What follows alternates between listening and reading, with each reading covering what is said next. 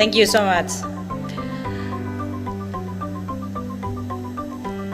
All Excellencies, distinguished guests, ladies and gentlemen from the B20 Summit. First of all, I would like to express my appreciation for inviting me for this very important meeting. And I would like to also congratulate B20 for having a very successful meeting.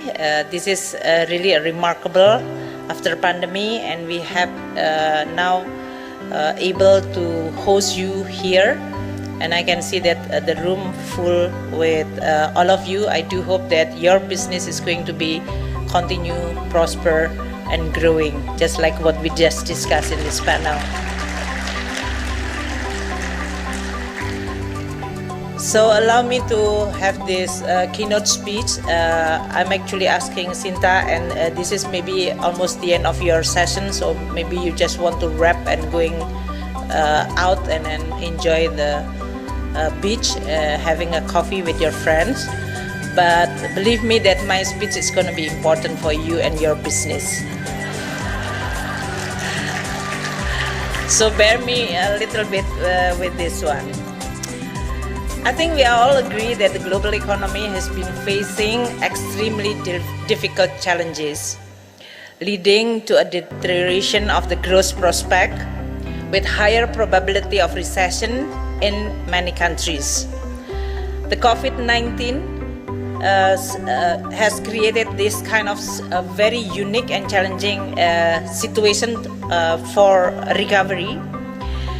Our ability to manage, especially in managing the spread of the COVID with a vaccine, are able to at least creating a momentum of recovery. But we still cannot let our guard down as global economic risks have been shifted toward various economic shocks that threatening the global economic environment. As we are all following that the IMF has projected that the economic growth significantly decelerated from 6% projected in 2021, 6% which is already achieved, now to only 3.2% in 2022, and further deteriorated to 2.7% in 2023.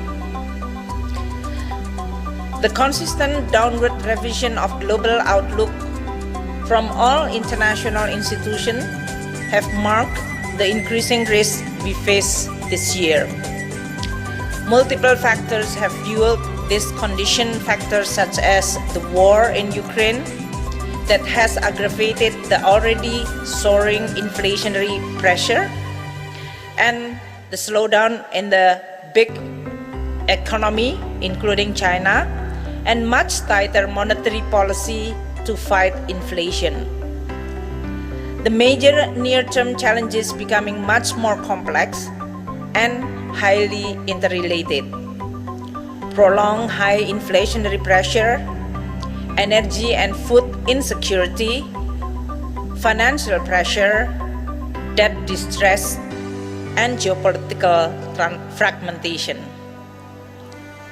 This is definitely not an easy environment for all economic actors, for all of you, and also for policymakers. But I do agree that we have to address the root cause. Bringing down inflation should become the main focus to avoid longer-term damage and restore stability. The situation lately is so delicate that confidence in the financial sector and market and overall economy can be easily deterred if we are not carefully with our policy formulation. And many policymakers are actually now facing with a very narrow room to maneuver, whether this is fiscally and monetary. For us, at least Indonesia case, we are working very closely together between fiscal policy and monetary policy in a synchronized and harmonized way.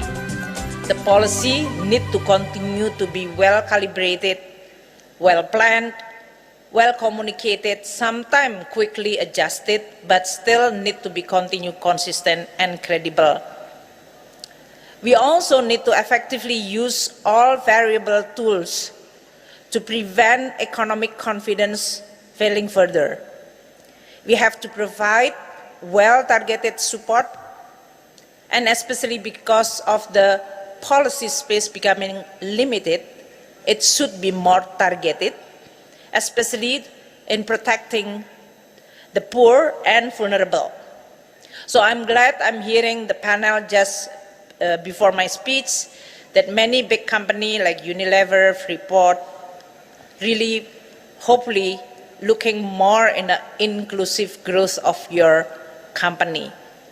This is aligned well with also the government, who try to continue maintaining the momentum of the recovery through inclusive policy formulation and policy tool, using our fiscal space selectively, especially in managing the shock and protecting the vulnerable. So I do hope the CEO of the B20 summit here, you are all also using your corporate space to really creating a better inclusive growth. We also have to provide appropriate support for productive activity, because at the end of the day, the economy which is growing will require and will need increasing productivity, and sometimes the innovation which is not yet sure but need to be supported, and improvement of the business climate so that job creation remain happening and the economic growth continue to be sustained. For Indonesia, we are continue maintaining the optimism, but at the same time also keep vigilance with a very dynamic global environment. Optimism is still important, while at the same time vigilance has to be warranted. This is the mindset of Indonesia economic policy maker. We are not scaring you by saying that we need to be vigilant. Vigilance means that you have to prepare for any possibility, any eventuality, and you are not actually deterred by this any possibility. You are focused and you continue recalibrated your policy choices. Our economic recovery continue progressing. As you can see, our third quarter growth is 5.72%. This is slightly higher than what the government own expectation. We have already continued growing above 5% for 4 consecutive quarters, from last quarter 2021 and continue to 2022 third quarter. The continued strong economic recovery has been supported by our strong domestic demand, especially on a consumption, but also now followed by the recovery of the investment. But we also quite lucky enjoying the buoyancy of the export growth. Our effective pandemic handling and various policy support, both to demand, especially in the form of social assistance and subsidy, has protected the economy and the people from a huge shock, including food and energy prices. On the other hand, we also using our policy tool to support the supply side. This is in the form of tax relief, some incentive, and also in this case, financing support.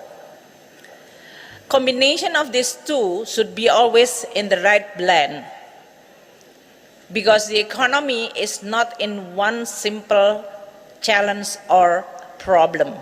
So we have to continue recalibrated our policy, selective, targeted, but also at the same time be very pragmatic. Stronger economic activity has sustained and improved our labor market condition. The unemployment rate, which is increased to 6.5% in